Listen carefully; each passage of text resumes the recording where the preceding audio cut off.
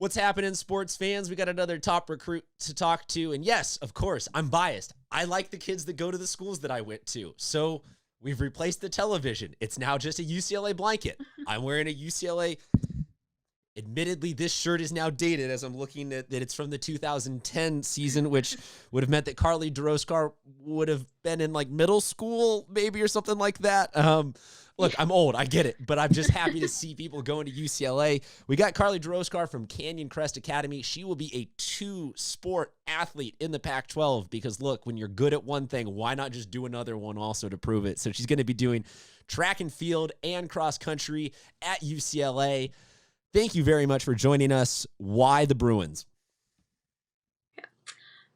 It was actually a pretty long process for me as choosing it, but I had my official visit there in October, and I did go to junior day when I was a junior, and I looked at a lot of different schools, but I just kept coming back to UCLA, and it was in the back of my mind forever, and I ended up committing in February, but I just love it, and it feels like home for me, and yeah.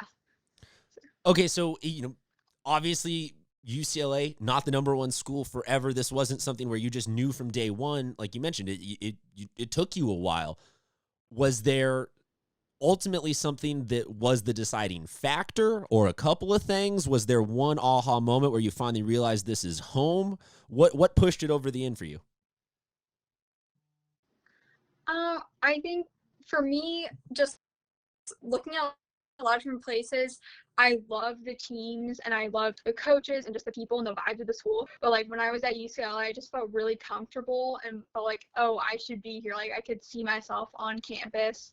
And I went up there just like with a friend up to LA we had a few days off, and I looked around campus and I was genuinely excited to be on campus because we were driving there. I'm like, I'm so excited to be there. So that really like made it feel like that's where I want to be. And It's a very nice campus. oh, There are two distinct parts to campus, though. There's North Campus and then there's South Campus.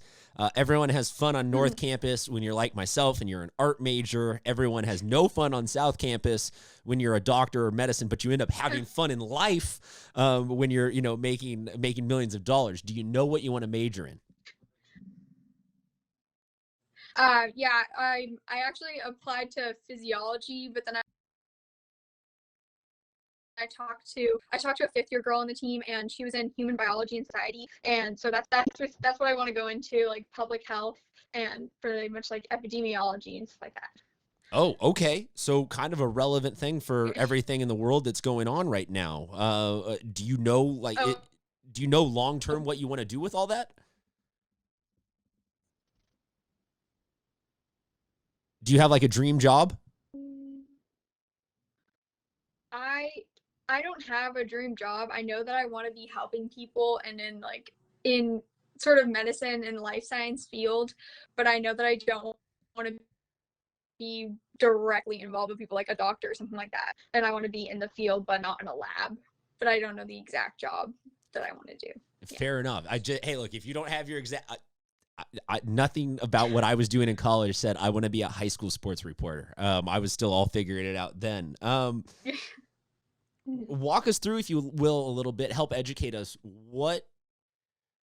I mean, is it a challenge to do two sports? I know that is running just running, or is the training different, that it is kind of rigorous to do cross country and track and field in 1 year? Because not a lot of people here are signing up to play, football and basketball or baseball and soccer or something like that. It seems kind of crazy to want to do two sports in college. I'd say that actually doing two sports, because they're in two different seasons, isn't that bad for me. Because I throughout like elementary and swimming at the same time. So like my freshman year, I did cross country, and then I had my club swim after. So I would do like doubles 4 times a week, I think, and I would go straight from cross country practice, a lot of different sports at the same time. But it's definitely a long haul because you have all of cross country, and then you get this little bit of break, and then you're back into training again. the team and competing. But his training is between distance events. So we just lower the mileage a little bit, and then we're more doing like speed work and track. And yeah, but you're all with the same people, so it's like being with your family all year long. It's really fun. Okay.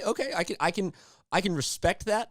As somebody that was a baseball player, I enjoyed walking. So no running for me. So the fact that you're saying, oh yeah, I want to run, we just have to change up the mileage. I'm like, no, you're a crazy person. Yeah. I want to, if you'll help me though, I don't talk to a ton of cross country people. So we had a guy from Poway on the show, Josh Legas, yesterday, who was kind of educating us a little bit about at the beginning of a cross country race, things can get a little elbowy, a little physical, and people don't appreciate that.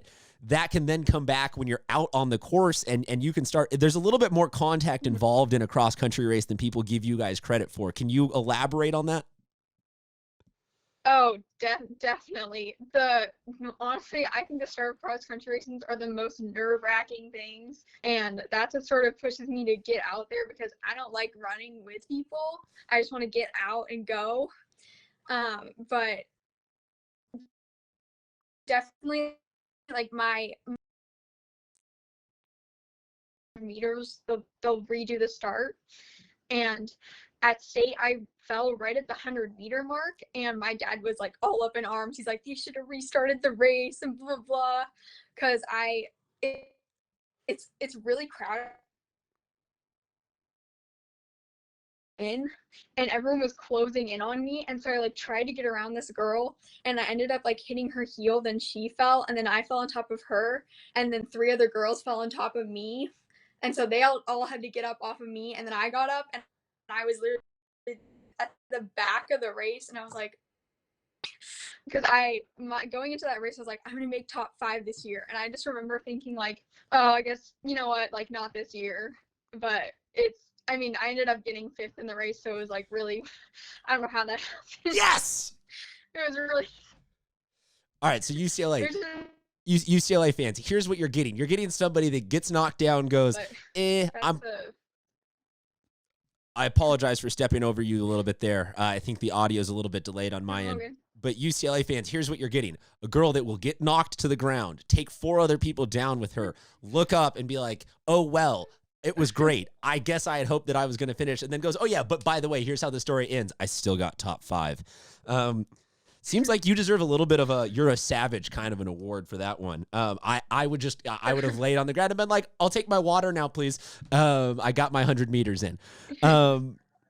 So, I mean, what have you been up to in your downtime? I mean, I'm assuming you can still get in running, but you have to be doing something to occupy your time. Definitely lots of running and a lot of walking. I have gone on so many walks. It's just because I'm like really high energy and I just can't be in my house all the time. So walking is a solution. So I just go out and walk, and I'll listen to podcasts. And I've also been doing a lot of cooking. Me and my sisters, we love to like try new recipes. So I've also been baking for friends. So I'll bake and then I'll go out and like give them to people. I mean, like muffins. Yeah, it's been there's a lot of time in the kitchen. All right, so let's backtrack a little bit. What are some of the top podcasts that you've been listening to? Give us some recommendations for people that need something new to listen to. Right now I've been listening to My Favorite Murder, and it is really good. It's a true crime comedy podcast.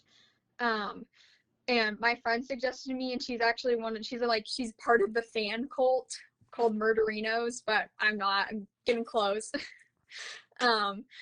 But it's basically they talk about different murders, and it's sort of funny, and it's not really funny, but it's always like there's some sort of jokes they can make around like the people, and they do a lot of serial killers, and it's really entertaining. And also, I mean, I haven't been affected by it that much, but I feel like I've been listening to a little too much of it because I'm starting to get a little to myself. I'm like, oh, you know what? Like, you should go home or walk with someone while I'm listening to this because it's a little much. No, trust me, if you're the one laughing at the murder, it's the other people need to be scared of you and not the other way around. I'm pretty sure that's how that equation goes. Everyone maybe practice double social distancing when the laughing murderers running through your neighborhood.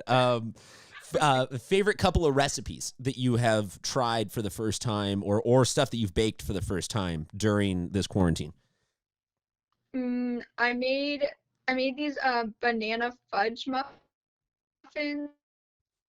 the other day, and those were really good. They're like these, like they're vegan, and they had a lot of chocolate and almond butter in them, and they were super good. What else have I made?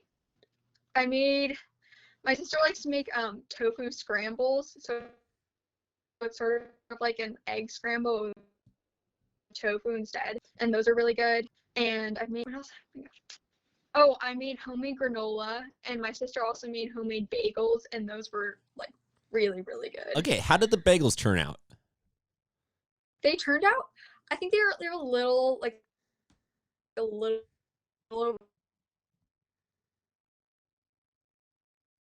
flavor them as however we wanted. So I had like a cinnamon sugar one, and then everything. It was Okay. Because I'm a big bagel sandwich guy, so I'm always down for an opportunity to learn something new about how to deliver or make myself the own sandwich. Everyone's learning to cook new things, and pushing themselves in new boundaries right now. Personally, I'm on the what can we combine. I'm yet to try and put a fruit with a vegetable and mash it together, because you don't necessarily thoroughly grocery shop for everything. How we're doing it right now. Kind of a rough, clunky transition, but on a little bit more serious note, I mean, what has this been like having your senior year ended with this pandemic? Because yes, it's sports, but it's also just even being at school, seeing your friends, prom, like there was Friday where we all went home with, okay, well, we'll see each other in like 4 or 5 weeks, and then you just never came back. So what have the emotions been like for you going through this? It really stinks. I think mostly, like, I know people are always talking to me like, oh, you could have done this season, or you could have had this record or something like that, but that's not really what I'm thinking about. It's more like my sisters are freshmen, and this was the last season I had with them, like in track. I did my cross country season with them, and then it's mostly just like my last season with my friends that are also seniors, and like all the other people on the team that I'm gonna miss.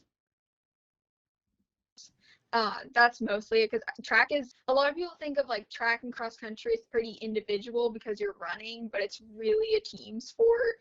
And you just like, we have a huge track team, and I have so many people, like all the different event groups that I love. And it's just that component. Like even at school, I think there's this people in my class I don't necessarily like hang out with after school, but I talk to them in classes, and they're my friends there, and those people I really miss, because I FaceTime my friends that I'm really close to, but I just like I don't see those people ever. And it's just like your senior class, and like all those moments you're gonna have with them before you go off. Well, I really appreciate you sharing your emotions. I think this situation hits everybody differently. So there has literally been no two people with the same answer, and it's just been really interesting to have all of these kind of down for everyone to look back on and be like, man, this is going to maybe be hard to explain 5 years from now, let alone 10 or 20 years from now, that yeah, we just all had to sit indoors. Just there was all of a sudden just chill, just go home, and nothing ever came back. So folks, this is the part of the interview where I would normally say you give your round of applause or anything like that, but we'll do like the track thing, and we'll just do for you. We'll do the real slow clap. Or specifically for you, we'll give you the 8 clap, and we'll say the whole UCLA thing. Yeah. Carlie Dorostkar, thank you so much for joining us. Look, folks, this is just another one of the amazing student athletes who will be representing us at the next level, and she deserves a little bit of love and appreciation, a little bit extra love and appreciation, because she didn't get to have the proper senior send-off. Thank you so much for being on with us. Yeah. Best of luck at the next level, going to the best academic institution ever created by mankind. You're pretty well set up for the rest of your life.